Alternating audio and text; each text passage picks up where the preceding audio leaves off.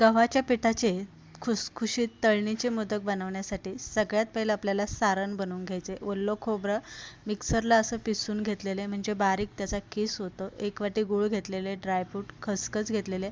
तुपामध्ये खोबऱ्याचा किस चांगला भाजून घ्यायचा आणि नंतर आपल्याला गूळ, ड्रायफ्रूट, खसखस घालून सारण कोरडं होईपर्यंत परतून घ्यायचं.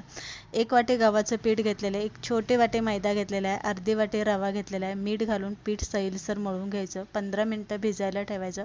त्यानंतर पातळ चपाती लाटून घ्यायची. वाटीने आपल्याला पुऱ्या कट करून घ्यायच्या. छान सारण भरायचं, कळ्या पाडायच्या आणि व्यवस्थित आपल्याला मोदकाचा आकार देऊन घ्यायचा. मोदकाचा आकार देऊन झाला आपला मोदक बनून तयार झालेले. तळताना वरचा जो शेंड्याचा भाग असतो तो तेलामध्ये सगळ्यात पहिला घालायचा म्हणजे व्यवस्थित तो तळला जातो. सोनेरी कलर येईपर्यंत, खरपूस होईपर्यंत मोदक मंद आचेवरती तळून घ्यायचे. बघू शकता खुसखुशीत असे आपले गव्हाच्या पिठाचे तळणीचे मोदक बनून तयार झालेले.